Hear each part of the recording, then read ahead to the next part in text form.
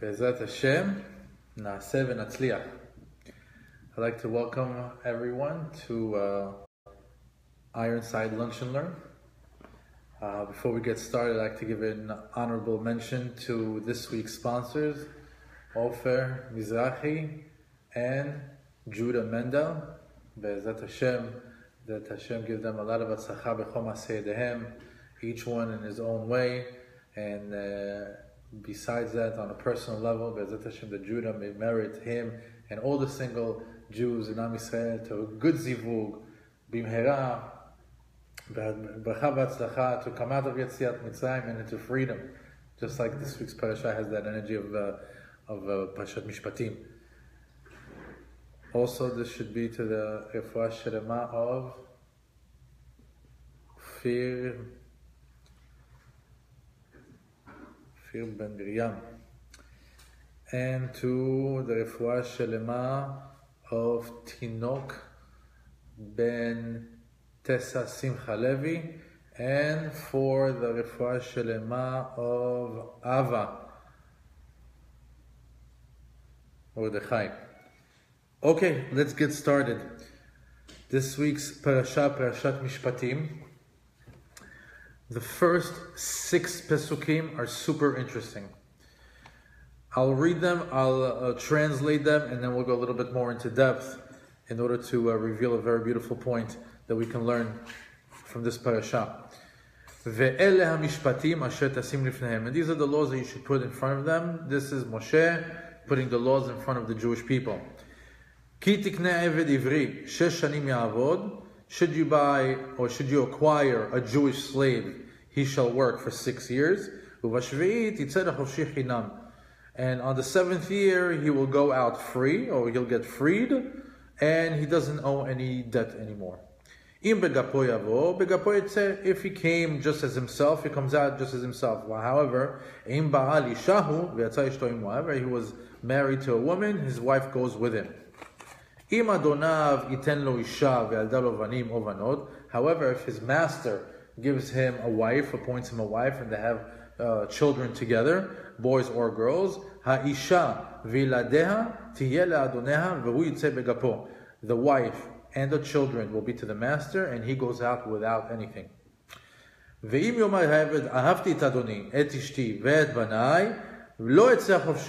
it should the case be that the slave says, I love my master, and I love my wife and my children, I don't want to be freed, I want to stay put. And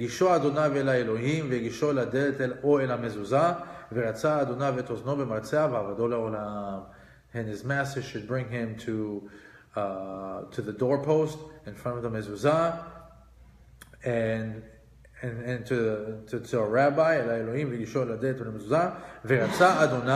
and he pierced his ear with a special tool, and he was his slave forever. However, the word la'olam means forever in a way that forever in Judaism means until the Jubilee, which is until the 50th year. So that's the beginning. We have over here 6 very interesting pesukim that deal with the Jewish slave. So, first question is, why is the first law given to the Jewish people after the 10 Commandments the law of the Jewish slave? It's a bit out of place. Out of all the things that you could have opened up with, you could have opened up with something else. Lulav, etrog, sukkah, matzot, something. Why would it be a Jewish slave, the subject matter that you want to open up with? So, several reasons have been given. Last year we mentioned a few. This year we're going to add. One is that they can relate. They were just Egyptians. So they can relate because they were just slaves in Egypt. A person who was just living out a reality of a slave, should you talk to him about being a slave again or a different type of slave, he can understand. He has like a reference point to work off of. Another explanation was Moshe came out with the laws of the Jewish slave because he knew his crowd. He knew what he had to talk to them about. The secret of a good leader is to say the right thing at the right place at the right time. And this was the perfect thing that Moshe could speak to them, because right now they understand this. They can grasp what he's about to tell them. Another thing, as a Jewish slave, they can compare apples to oranges.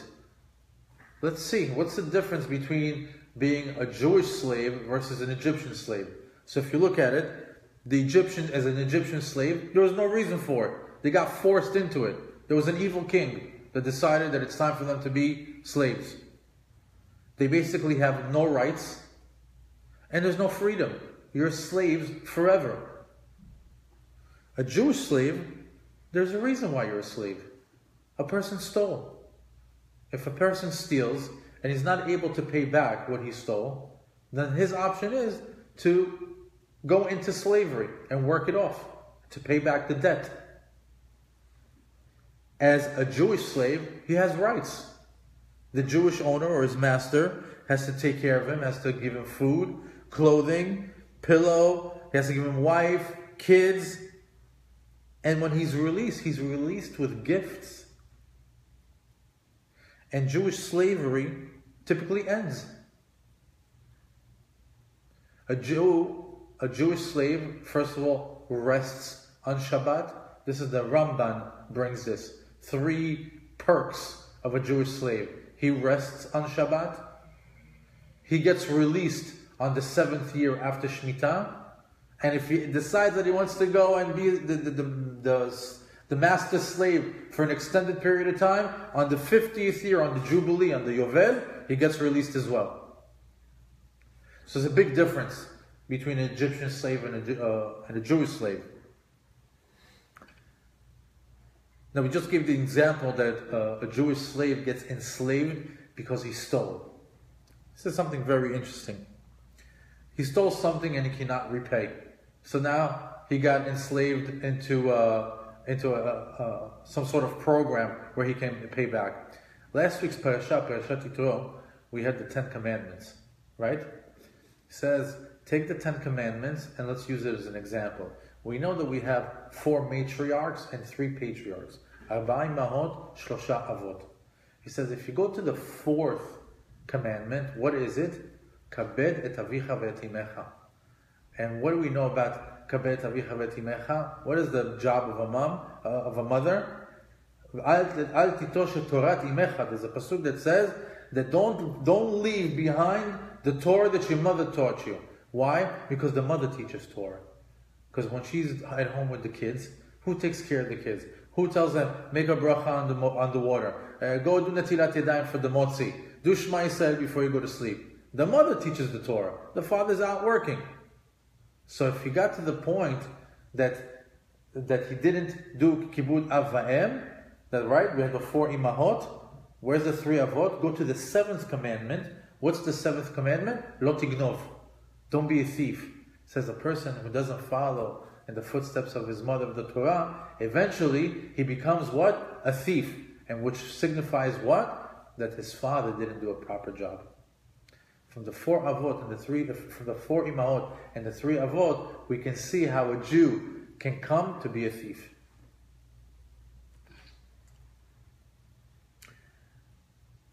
Being a Jewish slave is not simple. He's God's child. This is not a regular person that you can just tell him, do as I tell you, you have no rights, I am your master. No, he's enslaved to you, he's indebted to you, he has to do some work, but it's not the same. He has rights. Even if he wants to work on Shabbat, he can't. Why? Because the slave and the slave owner are both slaves to Hashem. Both of them are required to keep Shabbat. So, besides the fact that they both have to follow Jewish laws, the Jewish the Jewish slave master also has to treat him with respect. The slave eats before the master eats. If there's one pillow in the house, the pillow goes to the slave. When he leaves, he's giving gifts. He's treated with royalty, even though that he's a slave. Because he's God's child. He's a Jew. Now, the Ibn Ezra talks about, he brings an interesting point about being a spiritual slave. He says, when we learn Torah, we have to view Torah with a slave mentality. He says, when you're learning Torah, even if you don't understand, even if you don't agree, even if you can't grasp what's in front of you, you just do it. Why? Because your master told you to. Who's our master? Hashem. Ibn Ezra says, the slave mentality in Torah is the best way. Take it one step further. Rabbi Yaakov Abu Hatzera, who was part of the dynasty of the Baba Sali and that whole family, talks about Pasuk Gimel and says something very interesting. Pasuk Gimel says, Im begapo yavo, begapo yitzeh. If he just came empty-handed, he leaves empty-handed. If he got into slavery empty-handed, he leaves empty-handed. Im ba'al ishahu, ve'atzah ishto imo. However, if he has a wife, that wife leaves with him. Look at this beautiful chidush that I heard from a friend of mine in shul. He says, the way he came in is the way that he goes out. A human being, when he comes into the world, he comes in with no mitzvot, right? It's like fresh.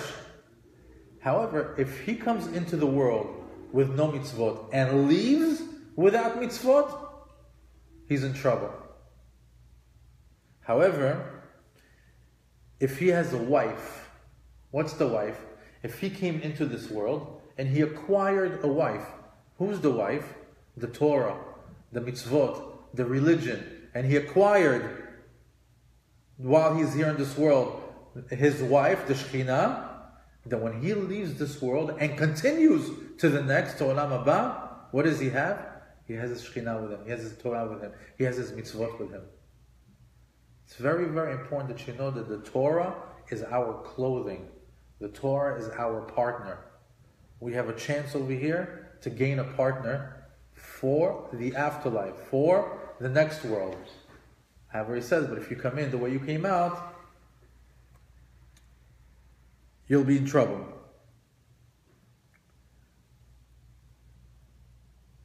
Now, the Ibn Ezra says that we have to view the Torah's mentality of a slave.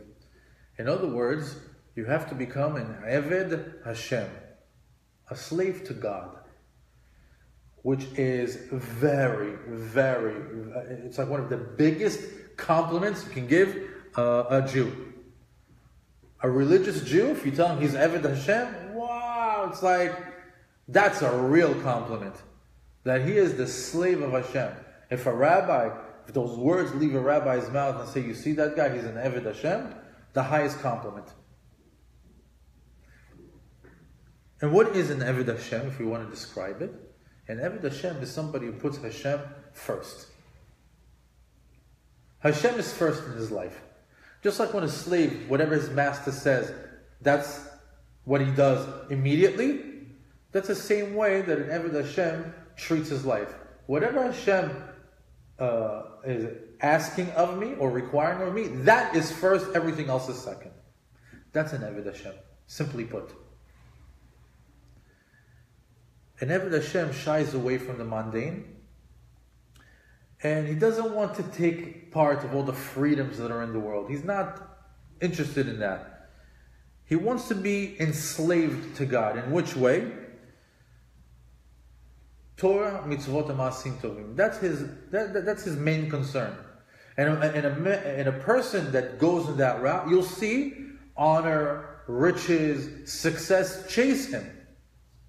He could be a millionaire. He could be successful in business. He could be super honored, very honored by his peers. But an Eved Hashem is not looking for that. What's his reward? What's his treasure? The Torah that he's learning. That's his treasure. That's his reward. That's a real Eved Hashem. Because anyone who goes in the ways of Hashem, there are many things that Hashem gives the reward here. But a true Eved of Hashem doesn't want a reward.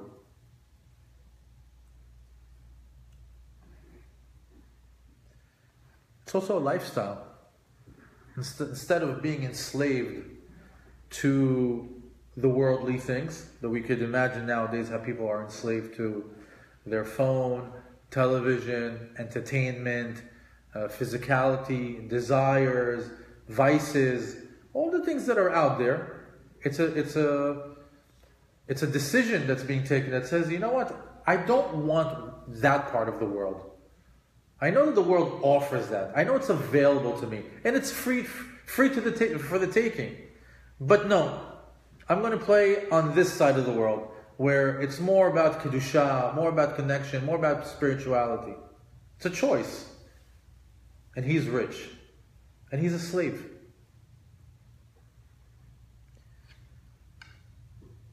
There's a special story that touched my heart about 10 years ago when I was in the beginning process of my teshuvah. And I was watching a lot of videos. Back in the days, Rav Amnon Yitzchak was one of the big Machzirei B'Teshuvah. And one of his videos, there was he told a story. A gentleman got up in the crowd, asked a question, he shared a personal story. And it's very nogea to what we're learning here right now. There was a rich man in Israel who had it all. He had all the money, had all the homes, all the cars, everything that he needed. He was lacking one thing: happiness. And just when people start to feel a void in their life, they start thinking, maybe if I go on another vacation, maybe if I go to another restaurant, maybe if I buy another pair of jeans, maybe if I do always something else to fill that void. But eventually, when you've recycled all that and you find out that none of that is giving you long-lasting happiness, it fizzles away. Whether you like it or not, your neshama starts to trigger you to tell you, well, what about religion? What about spirituality? So a person that comes to that question when he has everything in the world, it's a tough nut to crack. So he comes to the rabbi and he tells him, Rabbi, you're always talking about the religion, it's the best, it's happiness. I don't see it. I don't see how you guys can be happy. You're completely constricted by the religion. Everything constricts you. You can't do this, you can't do that. You can't go up, you can't go down. You can't wear this, you can't wear that. You can't eat this, you can't eat that. On this day, on this time, everything is like putting in a box. I told them, okay, I appreciate your point of view. That's how you see it from the outside. From the inside, it's different. As a matter of fact, I don't need to tell you. Come to my house. Come to my house on Friday night and come do Shabbat by me. The rich man obliged. You know what? Let me see what it is that they're talking about. These religious Jews and their Shabbat. He went over Rav Amnon Yitzchak's house for Shabbat. And as they're sitting down and he's seeing the lavish meal, the singing, the Divrei Torah, the warm ambiance, it was really a special dinner. He was really impressed by it. And right towards the end of the night, when the kids started to go to sleep and everybody else started to go to their own direction and the guests started to leave, it was just the two of him. And all of a sudden, Amnon Yitzchak gets up in the middle of his house, he lifts up his hands and he starts to sing, Ana, Ana, Ana, Uveda de Kudesha Berichu, Ana, Ana, Ana, Uveda de Kudesha Berichu, Ana, Ana, Ana, Uveda de Kudesha Berichu, happy. And the rich man is looking at the rabbi with the hat and the antenna, happy. And the words, Ana, Uveda de Kudesha Berichu, I am the slave of Hashem. And he's just standing back And he's like, I want what this man has. I want that.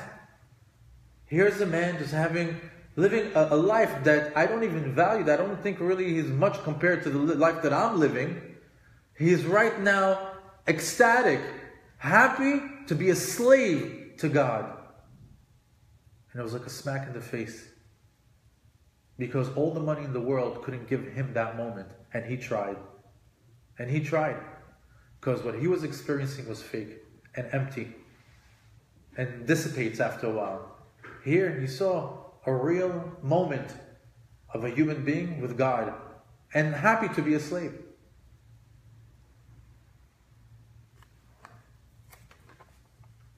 So let's talk about the happy slave. If there is such a concept. Right? We have such a negative way of thinking about slavery. And we always think that slaves are bitter and want out. And that's not where they want to be. And typically it is that. It is that. That's when you're a slave to man. That's when you're a slave to the worldly things. It's bitter. It's harsh. You want out. But being a happy slave, it's possible and it's a reality.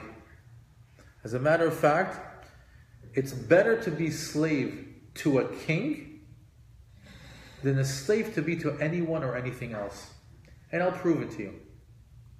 For example, nowadays, if you're a slave to work, to money, you're a slave to desires, to drugs, to vices, if you're a slave to that your entire life is revolving around those things, what do you get? Zero reward. You get zero, you get nothing in return. You get used up by your slavery to those concepts, to those things. And there's definitely a punishment for a Jew that busies himself non-stop with anything that's not God related. Of course, every person has to do their due diligence. They have to work. They have to make a living. They have to do all the things that people do. But when people's primary thing, when they wake up in the morning, I got to make money. Work, work, work. Today I got to get my fill of food. I got to get my fill of drugs. I got to get my fill of women. When you wake up to that, it's not going to work out for you. You're a slave to your body. You're a slave to your desires. You're a slave within your mentality.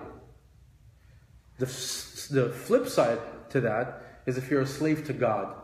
If you're a slave to Hashem, what does Hashem require you as part of the slavery? Do mitzvot. What are the things? As a master, Hashem, you're my master. What are my tasks? Taryag mitzvot. Go ahead, do that. Once you do those mitzvot, automatically you get blessings. Once you're blessed, you begin to succeed. Once you succeed, you see that there's a reward in this world and an extra bonus, a reward in Olam Haba. So statistically or by numbers or any way you want to weigh this out, it's worth it to be slave to Hashem than to be slave to anything else. You know, the laws of a slave are very interesting. So I'm talking about a Jewish slave now. The master needs to take care of all the needs of his slave, like we mentioned before. So we know that Hashem performs the Torah just like we perform the Torah. There's not one halakha, there's not one mitzvah that Hashem doesn't follow to the T. So if that's the case, what if I want to become a slave to God forever? Le'olam. Just like the Jewish slave has that option, right? What if I decide that I want to right now be a slave to Hashem forever? What is He required to do? To take care of me forever. Right? That's the rule. A slave master must take care of his slave first. So if I want to be taken care of by God, it's very easy. I enslave myself to the Taryag mitzvot, to the Torah, and Hashem must take care of me. It's a law. It's a law. It's a win-win situation. You don't lose. Pasuk Hey and Pasuk Vav say something very interesting. He says, "Ve'im amur yomar ha'eved ahavti et Adoni et ishti ve'et banai lo etzeh chofshi." He says, if the slave says, "I love my master and my wife and my children," in other words, he's comfortable, he loves it. He was a thief on the street. Ever since he got into the rich man's home or to his master's home, he's got a good bed, he's got a good pillow, he eats good, they eat good food. I mean, come on. This is not, you're in a castle, for example. Now he has a wife. He loves her. They have children. Oh, he's crazy for his children. I don't want out. This is perfect for me. Because imagine if he leaves, he has to leave his children behind, his wife behind, everything behind. He says, no. I built a life for me over here. So, he says, "Lo etzeh chofshi," I don't want to get out. "Ve'gishu Adonav el ha'Elohim, ve'gishu ledet u'lemezuzah ve'yatza Adonav et ozno b'matzeh v'avdo le'olam." We get a little ceremony. They take his right ear, they put it by the door, they put it by the mezuzah, and they pierce his right ear. Now, what is this custom? What is this ceremony that we do? So, Masechet Kiddushin on the 22nd page, on the second side says, "Ozen zu shesham'a har Sinai ki li bnei Yisrael avadim." The ear that heard on top of Har Sinai that Hashem says, "Ki li bnei Yisrael." Bnei Yisrael, they're my slave. I own them now. I took them out of Egypt's slavery and I made them mine. They belong to me right now. Ki li. The key word over here is li, for me. Velo avadim la avadim. They're not going to be the slaves to slaves. Because we're all slaves to God. So if another Jew becomes a slave to another Jew, he's a slave of a slave. Right? So he says, no, I didn't take you out of Egypt so you can be slaves of slaves. I took you out of Egypt so you can be slaves to me. And he went and he gave himself a different master. This one gets his ears pierced. In other words, who's your master? You heard your master talking to you on top of Har Sinai. Now you want to take a human master to take care of you? That one gets... Also, why we say by the mezuzah? Because the mezuzah, by the mashkov, because also in Makat Bechorot, we remember that the mashkov was also marked with blood, and they knew that God was doing the makah. So they knew God. So you know God and you want a different master? So they go through this process. Now, so we know that the Jewish slave goes free after 7 years. In the year of Shemitah, or in the 50th year on the Jubilee. But us as Jews, we actually have the ultimate freedom coming up. Why? Because we are slaves to HaKadosh Baruch Hu for a 6,000 year period. And then we go free when? In the 7,000 year. In other words, time of Mashiach. Right now we're avadim, right? Where we have a Yetzer Hara that's working against us to see if we can complete the job, if we can do this, if we can accept the challenge of keeping the 613 mitzvot while we're being challenged. When there's no challenge, what's left? There's no challenge. Live in peace. So now we're in this struggle for 6,000 years, but the eventual freedom of that slavery is coming up. And that's going to be during the time of Mashiach. So when we're here talking about the Jewish slave and we're imagining it in biblical times, of how they looked and how how there was work to do, like to work the ground, to clean the house, and you can just imagine it like in a biblical way. But let me bring it to you in 5,778. Let me bring it to you today, nowadays. What a slave of Hashem looks like. And Eved Hashem is actually just a state of mind. That's what it is. It's just the way you look at it. It's just the way you think. It's not an imprisonment. It's not where you're locked in a room or you're locked into a situation for several years.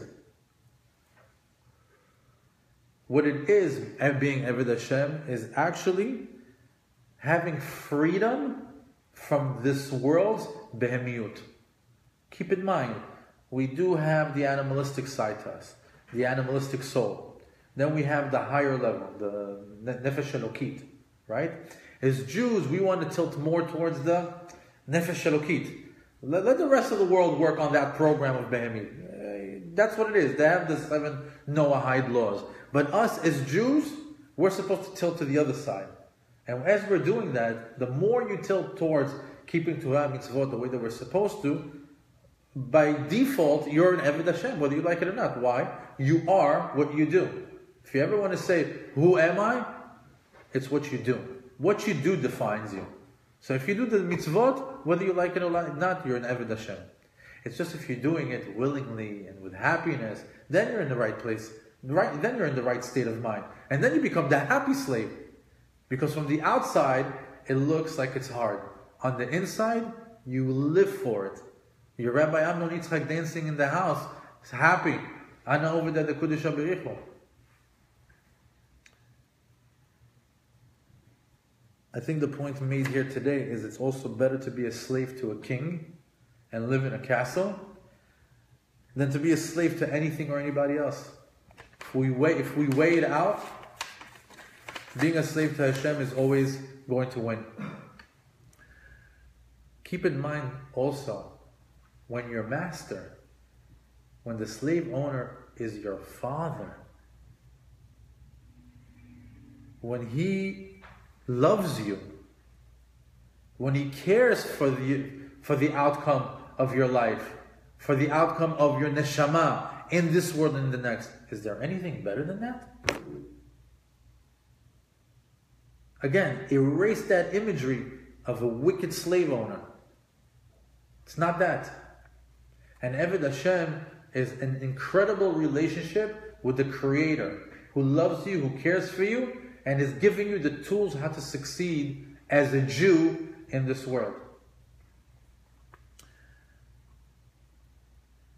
And the only thing that will take you out of that mentality, the only thing that will make you see things differently, will make you think that no, you're a slave, you're constricted, you have restrictions, you can't do this, you can't do that, is because the Yetzer Hara still has a grip on your mentality. The Yetzer Hara still has a grasp on, he actually has you imprisoned in your own mind. Because a real Jew that follows the Torah mitzvot u'ma'asim tovim, there's no freer man in the world. There's no freer man. Because he didn't fall for the sketch. He didn't fall for the ploy of Yetzer Hara that I would say a majority of the planet, billions of people are falling for it. He's doing his job, and he's doing his job wonderfully. But if you know better, you'll see that there's no better thing to be than Eved Hashem. Be'ezat Hashem, that we shall all merit to be Avdei Hashem, to have people see us as Avdei Hashem, to really live it. And when we come up to the Shamayim after 120 years, they announce, here is Eved Hashem, the biggest glorious title you can ever get in this world and in the next. Shabbat Shalom.